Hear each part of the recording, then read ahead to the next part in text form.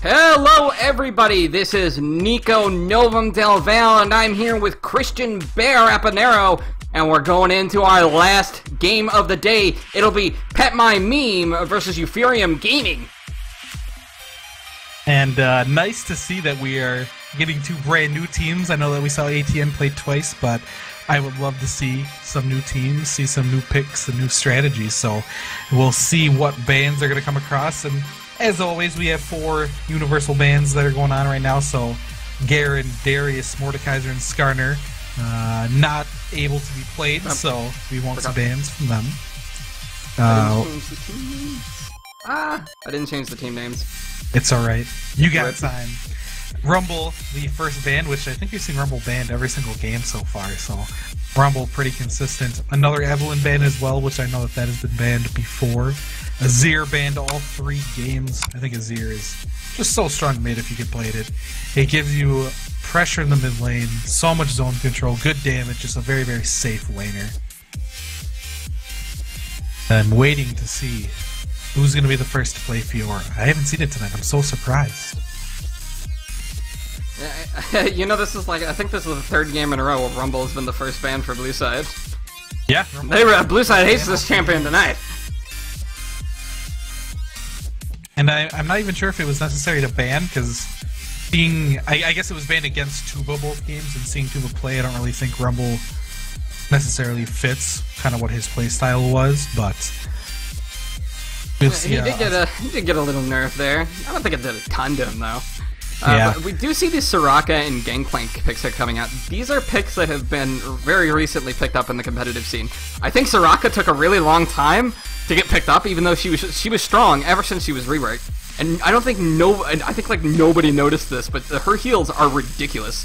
Yes, she doesn't exert as much lane pressure as you want to get from a support, but if you put CC in other lanes, then that heal has such high impact. And especially with so many tanks showing up nowadays, that health is just so much more effective on those champs that have a lot of armor and magic resisted. It just makes such a large difference in those fights. It goes so much further. And that last band we see coming out is a Fiora band, so we won't be seeing that to begin with. So it will be the first pick, Thresh. This is my most played champion, actually. I play a lot of Thresh. Thresh is a really solid first pick. It doesn't tell because Thresh is such a versatile champion with so many methods of play and so many different roles he can fill as a support. It means that you can pick it first and say absolutely nothing about the team composition you want to build, and that means that you don't get those 2 counter picks that the red side is impactful for. Yeah, Thresh just being really so versatile. He's awesome on pick comps. His hook is it's just so strong. It gives you so much presence anywhere on the map. His lantern can save any teammate that's in danger or in a bad spot.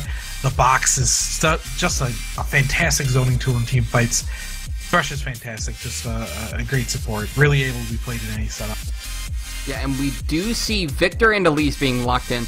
These are the 2 picks that I think are the best things to lock in this situation. If you don't know what kind of composition you're running against, you pick these 2 really great, versatile champions. Champions that can do a lot of different things and facilitate whatever composition you want to build.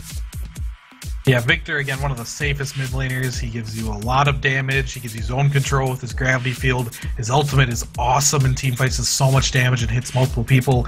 Elise, such a safe juggler, a fantastic clear. Her cocoon stuns for so long. Really, really pressures those lanes early. The Gragas and the Yasuo on the other side, which, again, Gragas is very similar to Elise, where you have good clear times, good sustain, and with your body slam, you still have a very big threat when you are ganking lanes. And I've yet to see Yasuo so far, which I'm excited to see that. Yasuo, very, very high damage champ and a lot of outplay potential as well. Yeah, and we do see a lot of different types of pick being hovered by EPG. And I noticed that a lot of these games have been going really long tonight. And now these people are picking things to make games go long. Do you want us to be here all night, man? Just imagine if we had 4 games like we usually do. Gone a lot longer, but Alistair's such a good pickup. We saw. I love casting though, so it's good. Yeah, I mean, I'm having a good time, and I love seeing Alistair play. He's he has such a big impact at all points of the game. I mean, he has an awesome lane phase. It's great to set up ganks when your jungler wants to roam down. We saw awesome objective control from the Alistar in the first game that was played, and just a great champ overall. Tristana, very safe, very popular now too. Pushes towers like crazy, such a long range, and those resets are deadly. I've been playing her a lot recently in solo queue, helping me climb those ranks. Just she has a decent laning phase. She has a lot of burst once she gets a lot of items. If you build static shiv, she's a pretty decent at wave clear. She kills towers fast. She cleans up in team fights. She does so many great things for an AD carry. I think she's honestly the best AD carry in the game right now. Very, very good. There are plenty of very... Especially after all those Kalista nerfs. Kalista's still very, very strong. Getting objective control from Kalista, and still a very strong ultimate. It gives you a lot of teamfight presence. Kalista's just on another level. But so we are very, very good picks. So we are seeing a very knock-up Yasuo-oriented comp coming in from the blue side. They've picked a ton of knockups, but they've also picked a great AoE champion in Corki. Having Corki in this team composition means that they aren't limited to the melee range engages. Corki offers them poke and range that they wouldn't otherwise have with any other AD carry, and that's really important when you have a team composition with such low range. And I think one of the big things with Corki too is he brings a lot of magic damage to the table, and that enables you to pick up an AD top and mid, which is what we're seeing. We're seeing Yasuo and Wukong. Not sure how they're going to work that out, if Wukong's going top or mid, or how they want to do that. But so much magic damage coming from the Corki, and Gragas, has the magic damage as well. A little bit more versatile. Yeah, and another thing is that they've really focused around this mid-game composition. We are seeing these Yasuo builds constantly come out these days, where they build Triforce on a consistent basis. So, at least that seems to be what's happening in the meta right now. Just constant Triforces every single time. Triforce is such a good item. Why wouldn't you want it? What I'm saying is that it's really strong in the mid game, and this composition they built is going to be really strong in the mid game as a result. The EPG needs to respect the mid game spike that PMM is running. Yeah, and we see the Yasuo will be mid lane, and we'll see the Wukong up top.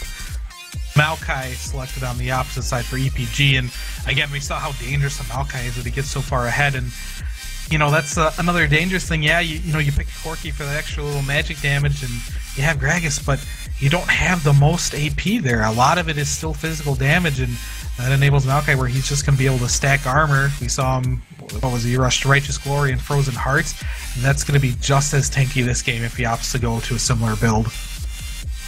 Yes, it will. And so we have seen a lot of things come out. I got this Elise on the red team. It's been pretty popular tonight. I think it's actually been picked in all 3 games. Just a really great champion. They buffed it recently so that it has that lengthy stun at level 1. 1.6 seconds in the early game is devastating if you get hit by it. Yeah, completely devastating.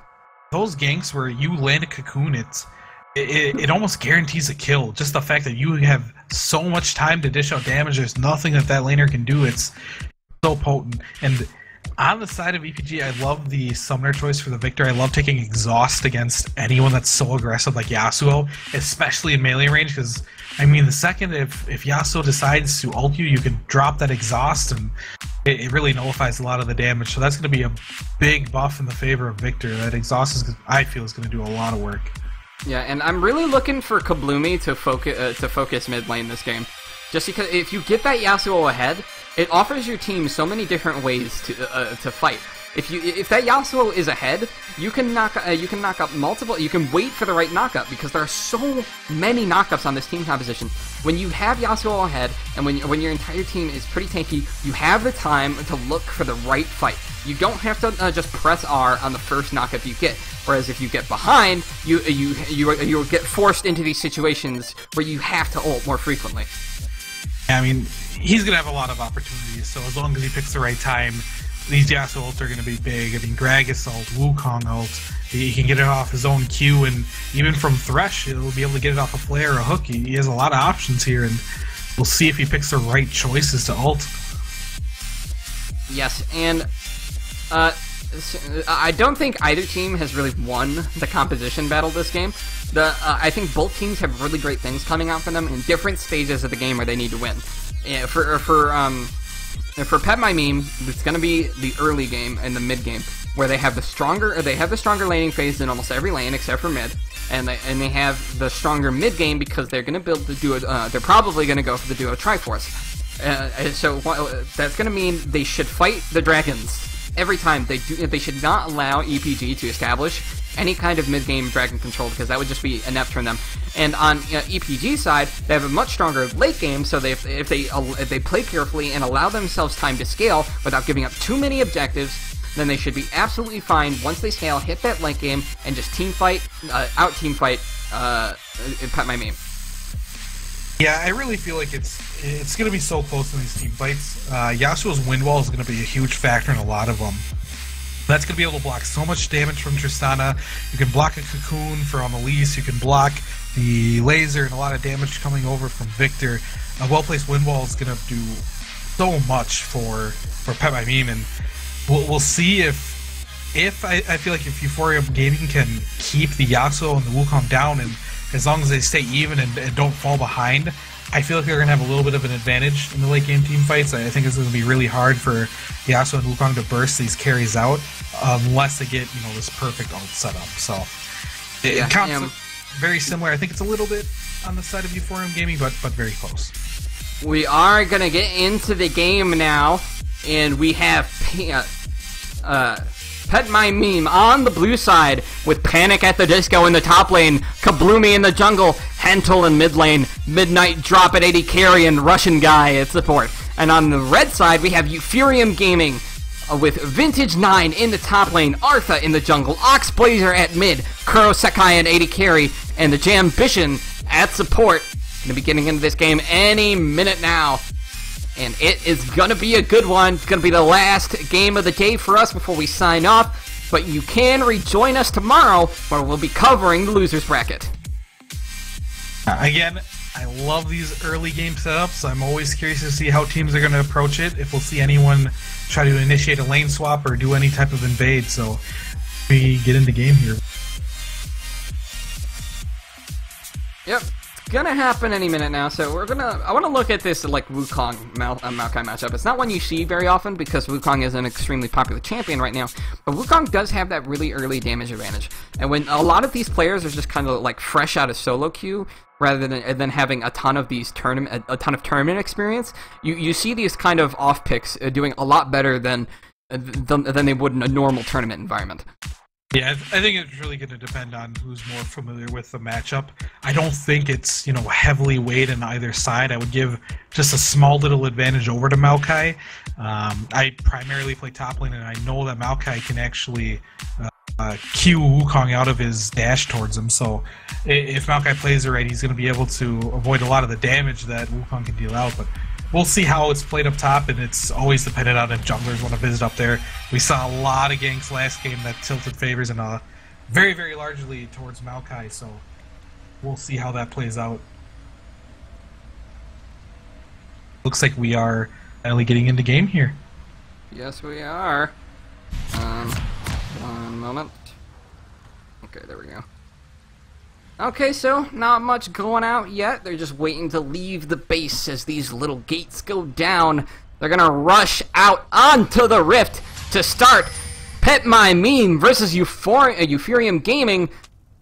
Both sides deciding to head into a different section of the jungle, and we'll see how everything goes.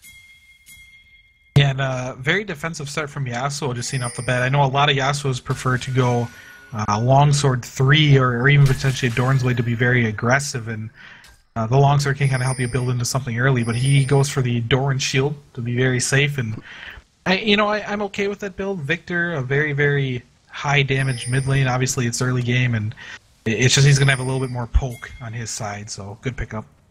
Yeah, I actually usually build Doran's Shield on Yasuo ever since the base HP nerfs came through. Those hit his laning phase really hard. So I think it's better to have just that defense in the early part of the game and build into the damage once you get out of your really sensitive laning phase. But it's going to be really up to Artha here to try and camp him. because Hensel is the crux point of this team. Playing on the Yasuo, he relies so much on his teammates to do things, but he also can do a lot with himself as long as they set him up. So they should try and focus on shutting him down, camp his lane early, especially because Yasuo is super easy to gank. Burn his flash, then kill him. And we'll see if the Elise Arthur decides to camp mid. And again, we're always seeing these very standard starts, except on the red side we see that Elise will be starting top side instead of bottom side, which we've seen all the games. He'll be starting Krugs. Maokai will be doing the Wolf camp and TPing back top, and we'll see actually the bot lane on the side of Euphoria Gaming starting Gromp. That would be the case. Not much going on. Usual Yasuo build, starting E so that he can pull off some fancy farming tricks. We do see that Wukong has opted to take the Raptors, while Maokai has decided to take the Wolves. So neither top laner goes straight to lane. Instead, they decide to do a camp, get that early level 2, and then teleport back to lane. Unfortunately, Vintage, playing Maokai, who has that AoE clear, managed to clear faster and buy faster, and he is gonna go back to lane with a lot of potions.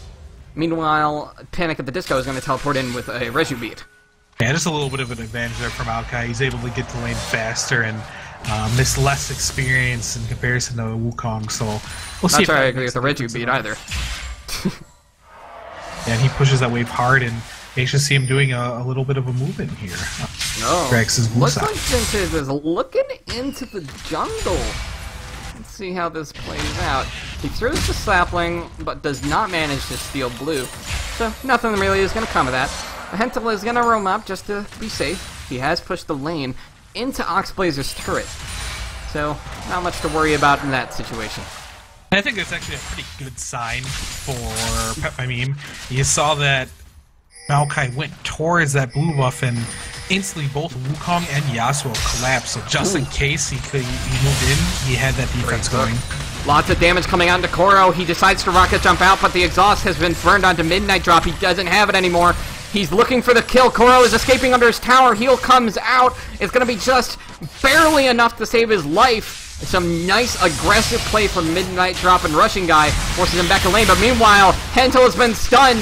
He's not going to be able to flash out of this. Tries to use his dash to get back into the jungle, but it's all going to be over. Artha picks up first blood as Hensel saves his summoner spells. That was a really, really nice combo. Really good synergy coming out from the mid and jungle of Euphorium Gaming. Yeah, perfect time to gank. It's right when Yasuo is moving up a little bit, when he eased towards the Victor. He's able to land the stun in a huge what a dive! Look at the synergy.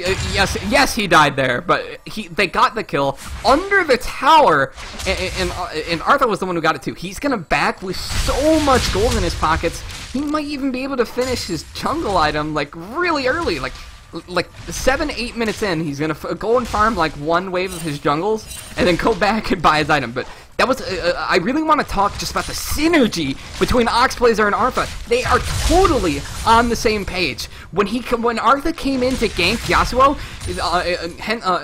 Oxblazer was immediately ready to drop the gravity field right where Artha stunned him. And then on that turret dive, they both made that decision. Once Kabloomy was stunned, they immediately jumped him, secured the kill, and that is a really good early start from Euphorium.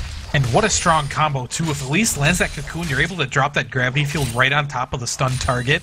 That's going to be enough time to get your stun from gravity field as well. So, very strong duo lane coming here. I mean, Elise ganking that Victor. Duo mid new meta. Yeah, it's such a long time that you are stunned. Cocoon on top of gravity field, it's forever. Yeah, that was a lengthy stun. They timed it well, they played it well, they played as a team. Yes, Oxblazer is down summoner spells, but with I think he's comfortable sitting on that early lead until they come back. Absolutely, and Artha getting a bit of a lead as well, picking up 2 early kills, able to go back by Ashin, and like you said, he's going to have his jungle item finished very soon. Yeah, picking up first blood and then another kill immediately afterwards, not to mention on the jungler, preventing him from immediately going back to farm his jungle to try and equalize the lead. That means Artha is Artha has equalized CS, but more gold, and the grand total of an early 400 gold lead. And And early pink ward spotted out by Artha, so that'll be a little bit more gold in his pocket and a little bit less vision on the side of PMM. Hentel going for the style points, but not much you can do. Artha is looking mid again. Vintage is out of mana, so I don't expect to see much more action going down in the top lane. Just general farming stuff goes down. That ward goes down in that bush over there. Dragon is up if either team wants to look at it anytime soon. And you see Vintage running out of mana fairly easily, and that's from that Dornburn start. You see Wukong opted to go Flask, which Maokai, I guess it's kind of split depending on how you want to build it. Flask normally a little bit more sustain-oriented. Your mic just got really echoey. Did it really? Yeah. It's strange. Is it still echoey? Yes. I don't know where it came from. You've been going on a good night all night, but whatever. Talking about the game, Kuro doing a bit of farming in the bottom lane as Artha heads into his jungle. Is that any better? I just changed a couple settings. Oh, yep, that sounds better. Okay, cool. A little bit. Not as bad, not as good as it was before, but not as bad as it was now. Anyways, a Flay comes out onto Kuro. Explosive charge is locked onto Thresh. He's got 2 procs on it, but Kuro is really low. Teleport is coming out from Vintage, but a counter teleport is also coming out from Panic at the Disco. Panic at the Disco is level 6. He has his ultimate, and he immediately jumps onto Kuro, and he is killed by the burst of Corki. Meanwhile, Vintage turns around, gets a kill onto Midnight Drop, makes him pay for the kill. Twisted Advance comes out, but Panic, you rides the Lantern right on out with the missed hook. That's going to be the end of that fight. 2 for 1 in favor. Or what? I actually think that was 1 for 1. 1 for 1. In favor of nobody. Yeah, very even fight. I mean, Tristana jumped away right as the teleport was started on the side of Vintage. So a little bit of a miscommunication there. Both top laners able to arrive in lane, and the second Wukong comes in, Tristana's moving a little bit more towards the fight, and without that jump, he ends up just jumping right on her, ulting, and that just deletes the Tristana. Hentel better look out. He's being collapsed on from 4 sides. This is a nightmare. He's done. Yasuo. He's done.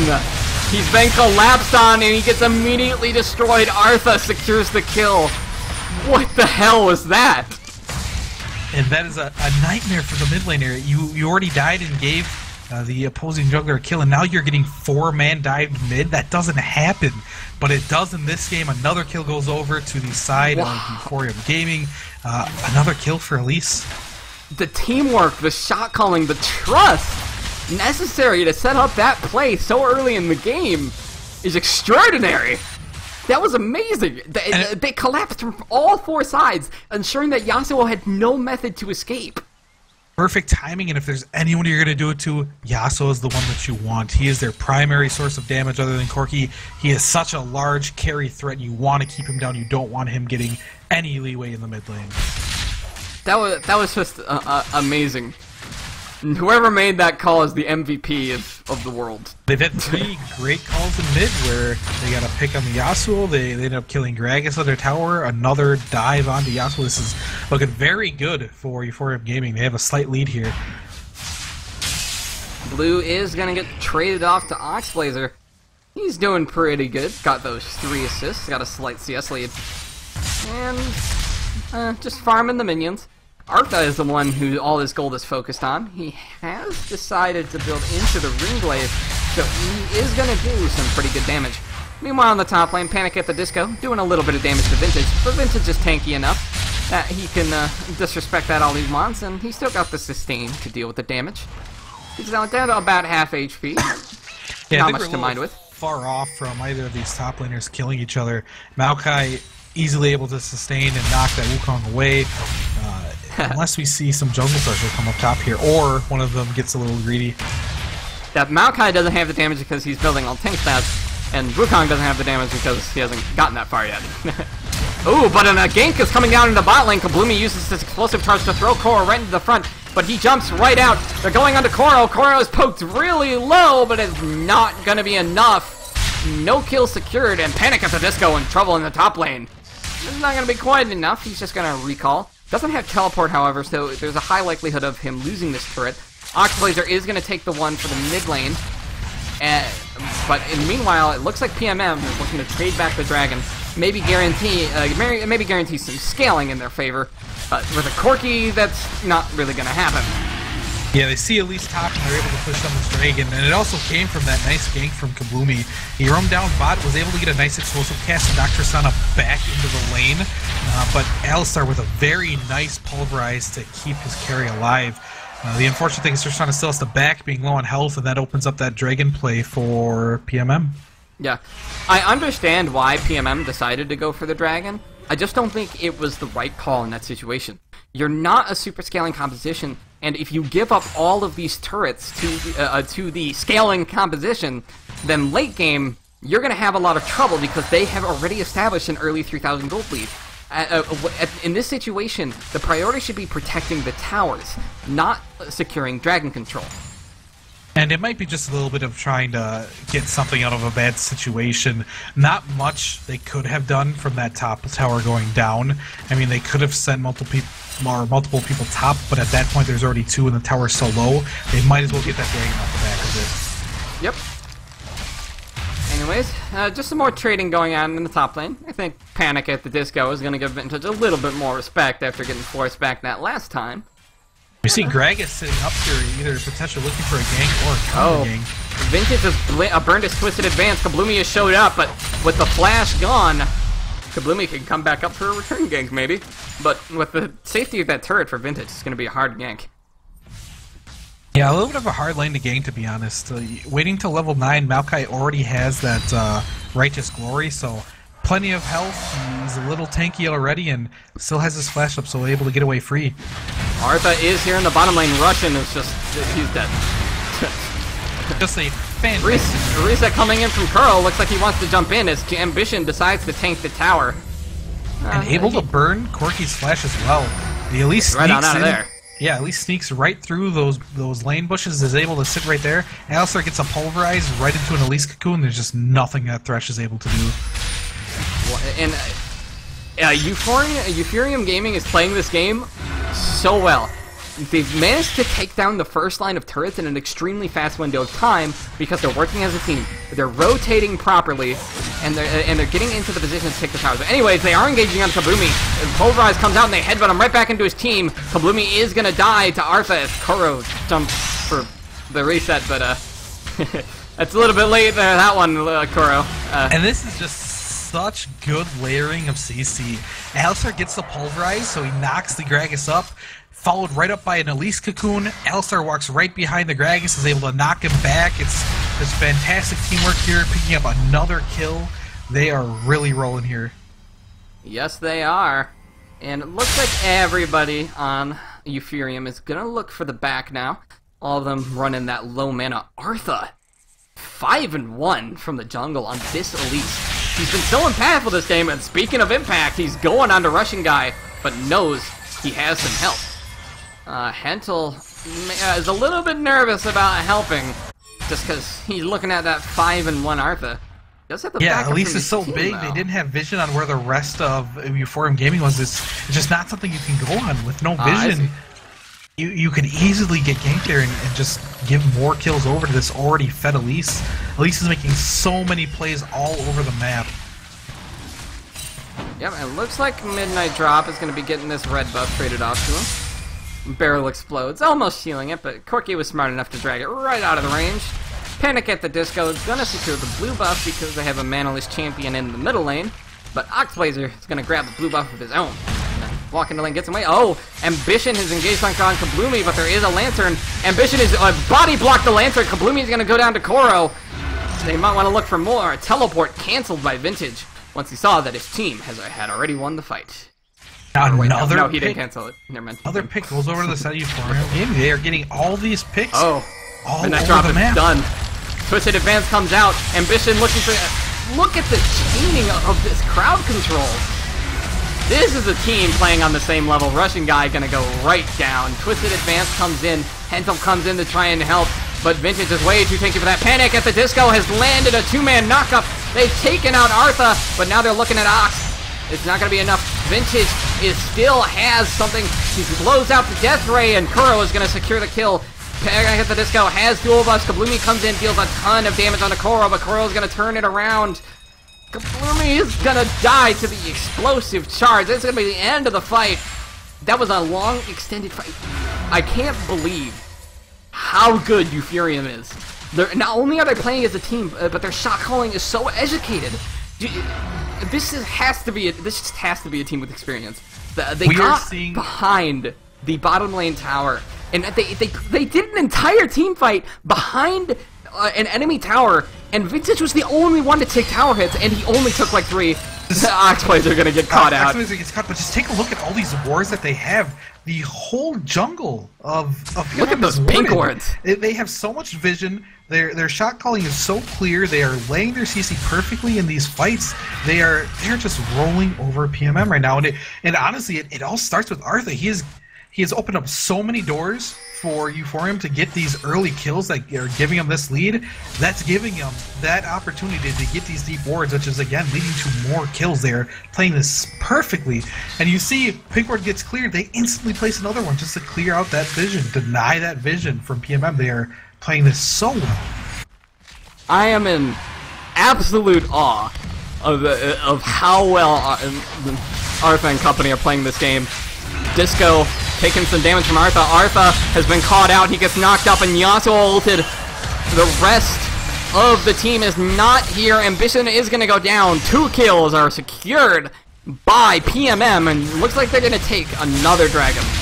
Right, well played. Talking up Euphorium Gaming, they have a little bit make of a mistake. misstep. They have full vision of that area. They know that all of PMM is there, and they still end up getting a little bit caught here. They give over 2 kills and a dragon. That's just what PMM needed. Puts them a little bit back in. They still have a pretty big deficit. I mean, 6k gold down really hurts, but they do deny the first dragon over to Euphorium Gaming. So nice little pickup there. Artha is getting that Fed mentality. He thinks he's immortal. That's what happens when you get so many kills in a row, and we see Righteous Glory pop bottom might be able to get something, but the rest of PMM is just going to back off now. They didn't. I think the big important thing is that even though they lost 2 right there, Euphorium, they didn't lose any turrets from that push. They didn't lose anything. They lost Dragon, and it's only the second one, so it's not something to be worried about. What PMM needs right now is turrets so that they can stabilize this enormous gold lead that's in EPG's favor. But they didn't manage to take any towers off of those kills, so it's not super important. Yeah, I mean, still a very good pickup for PMM. I mean, just the fact that you get 2 kills, a dragon, you get a little bit of confidence there, and that can lead to some good plays down the line as well. Yep. Panic is trying to get some damage onto Vintage, but Vintage doesn't like that. Ooh, maximum stacks are on Midnight drop for the explosive charge, but Kuro decides to be careful and not jump in. Artha and Oxblazer are coming around the side here. Looks like this second tier tower is going to go down to EPG. And with Artha sitting right here, they're way too scared to go reach the tower and wait through the minions. Going to be another tower coming in from EPG. Baron is going to be coming up in 20 seconds, and having the towers down to the inhibitors for at least one lane, it just gives them a lot of pressure on that objective. And we're seeing another Maokai that got a little bit of a lead. He's building that Righteous Glory, working on that Frozen Heart. He was able to stay 1v2 against a Wukong and a Gragas, and that is a terrible, terrible sign for PMM. I mean, if you are struggling to deal with this Maokai 2v1, and you are leaving your bot open like we just saw, they were able to get a tier 2 turret, that is a bad, bad sign. They're losing turrets. And looks like they are going for the Baron. No vision in this area means that EPGs are going to pick it up for totally free. Kabloomy is on the other side of the map. And this is horrendous. That vision denial. Look at the wards. There are wards all over the PMM jungle. I mean, this is lit up like a Christmas tree. They are playing this so well. Complete vision control. They have Baron. They have the tower. They just are rolling this game. Kabloomy has been a little caught on the jungle by Maokai. He gets stunned by Artha. Artha deals the damage, knocks Kabloomy down to half HP. Here comes the ultimate for Kabloomy, but no follow-up comes from the rest of his team, despite knocking Oxblazer right into the front. PMM starting to get desperate with the Baron now on EPG. It's going to be a hard team to stop the siege. Especially against Tristana, who can just destroy the turrets so quickly if she can get to them. And just a bad look. We're 21 minutes into the game. There's an 8k gold deficit. They have 4 towers. They have the Baron buff. They have complete vision control. They have looked so strong in these team fights. Minus one little slip it's a up misstep. there. We cursed them by talking about how good they were doing. Yeah, commentators, because they're just looking so strong. It's the commentary curse, man. We have seen 2 games in a row where teams had humongous leads and then had a little bit of a throw. I'd honestly be surprised if I saw it from Uniform Gaming here. They are looking so strong, so crisp. I really feel like they're going to be able to close this out pretty easily. Yep. Artha, pressuring down onto the sword. They're starting to establish that enemy jungle vision control. This means that once EPG is done and they set up all of these wards in the enemy team's jungle, PMM is not going to be able to push out past their second tier. Because if they walk into their jungle, they're going to get picked because there are so many wards, and they don't have any way to see. Yeah, we haven't seen ward control from either of the teams that we saw play earlier like this. This is fantastic. This is just 101 of warning. I mean, you could not ward better than this than what they have set up right now. Yeah, I think the big difference has been that EPG is playing like a team. They are a team, whereas our other games, it just seems like those teams need more experience playing together so that they can refine their shot calling and learn how to play as a unit rather than a single person. They are going to go on Russian here. Russian has no way to get away. Goes down. Kuro on a rampage. Thresh not even able to flash. And Hentel uses the Q. Hasn't reached his Triforce yet, so it's really hard for him. EPG rotating towards this middle lane tower. Vintage is just going to take it up for a second. They are going to take it. That's all of the second tier towers destroyed. Dragon in 45 seconds. And Kabloomy is not going to be able... Kabloomy and the rest of the team, they're not going to be able to contest any more dragons at this point. The vision control is too far in favor of EPG. So there's no way they're going to be able to get to the dragons at this point. So they're basically free for the rest of the game for EPG. Oh, they've engaged onto Artha. Here comes the teleport in. Vintage jumps in. Vintage secures a kill onto Hentel. Koro jumps back. They're looking for Panic. Panic uses ultimate. Kabloomy is going low. He is not very tanky for a Gragas. Russian is the decided target. Double kill for Vintage. They're looking for more, but under the Nexus turrets. They don't want it. They're just going to turn over for the inhibitor. They go on to Gragas, but not enough. But he didn't land the pulverize on the combo, so he is going to pay for it. Panic at the Disco secures a kill onto Ambition. That's going to be the end of that fight. Some losses for both sides, but EPG come out on top with the objective. In the end, a 2 for 2. They're able to pick up the inhib off that as well, and the Dragon. And the Dragon, absolutely. They pushed it a little far. They are forcing that inhib. PMM showing a little bit of life. They get a nice little engage. They're able to pick up Artha very, very early. Just not much damage after that. They aren't able to take anyone else down until Jambition eventually dives a little too far, unable to move away. But again, for the most part, clean fight on the side of Euphorium. They're able to pick up an inhib. Dragon off the back, still in full control. Yep, and we are just seeing what little PMM can do at this point. Pushing up the lanes, trying to secure as much farm as they can. Panic at the Disco doesn't want to sacrifice himself to take the top lane tower. That was almost the first third of the game for PMM, but unfortunately they will not convert. It's almost a shutout. I'd see one here. Does it count as a shutout if PMM got 2 dragons? Does that count? I guess. But they're definitely getting shut out on turrets. I'll give them points for the dragons. They were able to pick 2 up. They traded a dragon for a turret, so pretty much the same thing, right? Yeah. I just really don't think it was such a good idea to focus on the dragon control after they had fallen behind. Yes, it was a good idea at the beginning, but you gotta adapt your strategy due to the progressive game. Hensel's got camped, and Kabloomy wasn't there to counter gank when he when they knew he was gonna get camped. It was really obvious after Artha came in for that first game, and it was so successful that Artha was gonna pay a return visit. They are engaging onto Artha. Vintage is getting a little damage, but Artha is the one that's getting low. Kabloomy looking for him, but Kabloomy gets stunned on the gravity field. Panic at the Disco is going to go down to Vintage. Vintage gets tossed right into the fight, takes the tower shots, but it's not going to be enough to kill him. Vintage is going to be taken out by Hentel. They're chasing for more. Kuro secures the kill onto Corby. He is unstoppable. He's looking for the second kill. Gets 3 stacks, 4 stacks. Russian guy's going to go down. Hentel is looking to return the kill. Kuro jumps right on out. That's going to be another inhibitor coming through for EPG as they push into the base. Hentel, the only defender. Yeah, great fight again from Forum Gaming. Artha getting caught by a hook, and PMM decides to engage, but Arthur's able just to repel right out. He's going to avoid all that damage.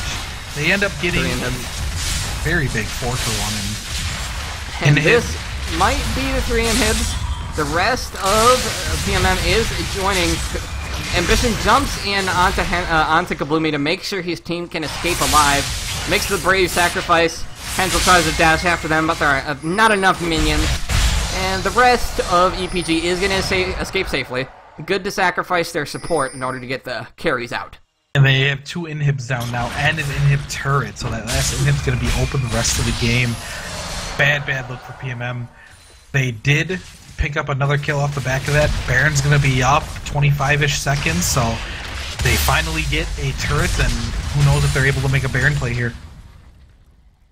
Yep, Koro running a little bit low on mana. Baron's in 15 seconds. Artha and crew are going to head up towards there. Looks like they're going to secure their first turret, man! Woo! They did it! They have 2 turrets. They get the mid one as well. Look at that. Oh, they got that one too. They secured the turrets, man. This is the makings of a comeback from an 11,000 gold deficit at 27 minutes. Another really big lead early on, and again, I'd be so surprised if it's a long way to victory. To throw anything here. Man, they're not even opting for the Baron. They just want that inhibitor. Yeah, I'm not running up the middle lane. Kabloomy, what are you doing, buddy? You have a base to defend. They're just 5-man pushing this inhib, and they're going to get it for free. I don't think he expected them to head immediately for the mid inhib. Artha gets hooked, but there's no follow-up because Kabloomy is not here. They take the inhibitor, and with super minions pouring into the base, there is no way that PMM can contest the Baron. Is Kabloomy just going to sit there until they start the Baron and go for the steal? I feel like that's what he's looking for here. That's the last chance. Yeah, I suppose there's really not much they could have done at that inhib, so he's going to camp Tribush up at top lane and see if there's anything he can get. Yeah, there is a ward in there. They're looking for it. Baron is getting DPS'd fairly low.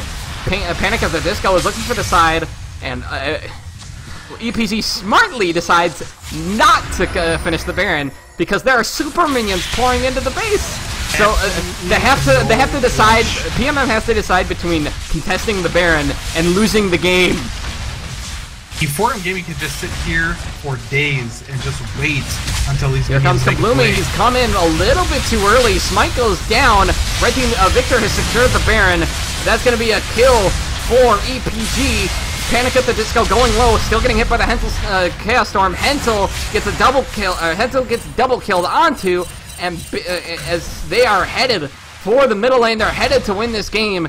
It's looking like this is going to be it. 30 seconds on all of the members of PMM except for Midnight Drop. He cannot clear all of these baroned up super minions that are going to be pouring into this base. It's going to be the game. Euphorium Gaming is going to move on, while PMM is going to move down to the losers bracket. It's been a great match, but Euphorium Gaming looking like they're on an entirely different level. Yeah, I honestly think they were just a little bit outclassed here. PMM was. The way Euphorium Gaming played this, they look like one large cohesive unit the whole entire game. Non-stop, really perfected ganks. They were always on the same page. Their team fights, they always layered their CC properly. They orchestrated, dives. We saw that 4-man dive mid, which was so beautiful. They just got so many advantages on every part of the map. Wards all over the jungle, kills everywhere, crazy jungle pressure, dragons, turrets, everything. It was just a fantastic game from Euphorium. Yeah, it was insane. I specifically want to talk about that amazing dive in the bottom lane where they managed to create an entire extended team fight between the towers and win. They barely took any turret shots. That was extremely clean. There was only a single misstep from EPG all game where they lost things. And by the time they had lost their turrets, they lost their first tier towers, and they didn't even lose the bottom one. It was too late. It was already done. And just seeing the ward control that they had, that shows so much and tells so much about a team. They had PMM's jungle warded all game long, and they had a crazy amount of wards. Everything was lit up. They could see everything. If you know where they are at all times, and you know where you can go, where you can dive, where you can get picks, and you're that far ahead, you're going to get those picks, and you're going to get more objectives, more advantages right after the fact. What's a good game from Euphorium Gaming? Yeah, it's not even like it was a total stomp either. PMM did fight back. They did get some small advantages. They just weren't playing as much as much of a team as EPG was, and EPG's teamwork is really impressive, and that's going to make them a serious threat for the early regular season when we get started with that on September 18th. Out of all the teams we've seen today, they by far look like the strongest. They definitely look a little bit above the curve here. They're looking the strongest out of the teams that we've seen so far. Yeah, and it's not down to the individual play. I just want to accentuate this. All of the players in this tournament are pretty individually skilled. It's just that the team of EPG plays like a team. It's they look like they have experience. They look and their shot calling was extraordinary. And I want to see more. I want to see if they can maintain this level of play across multiple games, especially in the best of 2 series that we're going to be experiencing during the regular season. But we'll see what we can see during what we can right now. Yeah, I mean, all the players on these teams, consistently we've been seeing, high plat, diamond players, and, some of the teams didn't look fully cohesive. Just a different story for Euphorium. Looking fantastic. So, any last words about that game you want to talk about, Bear? I mean, EPG, they look a lot stronger than any other team. If out of the teams that we've seen, they're on another level. If I had to pick a team to win, it'd definitely be them. Maokai as a champion, it's not really hard carry champion. It's one of those things where you pick when you want a consistently safe lane. He has the sustain to out sustain most lane bullies, so he's never going to really die a ton in lane unless he gets super camped in the early game. And then once he goes so far behind, he gets the damage gets so high that he isn't able to survive the dives. But usually that's not going to happen because Maokai is just a safe champion. It's good in pretty much every matchup. There are many counters, so it's a pretty strong champion. Please check the schedule for the next games. You can see the short link over there in the on the stream right now, and it's also in the description under the stream. You can check that for the schedule. I'll be updating it really shortly with wins and losses, and it's been a really great time bringing you the first day of the North American Master League Weekend Championship. Sorry for all the difficulties we had at the beginning. We're going to have the full 4 games tomorrow, and hopefully no one else is going to disappear. And soon I'm going to be releasing applications to get the last 2 spots in the regular season. Not sure if anyone's going to take them. If nobody does, we're going to play a 6-team regular season. I'll adjust the format as necessary. But I would like to have the full 8-team league, so if you know any other teams, if you run into other teams in Ranked 5's queue, please tell them about the tournament so that we can get the full 8 teams. I'll be opening up those applications shortly. Thank you very much for watching. We'll return tomorrow at 8 p.m. Eastern Standard Time. Go all the way through 12 a.m. Eastern Standard Time, or however long the games last. We'll be playing 4 games tomorrow. Tomorrow's first game will be what's the B versus 1 second.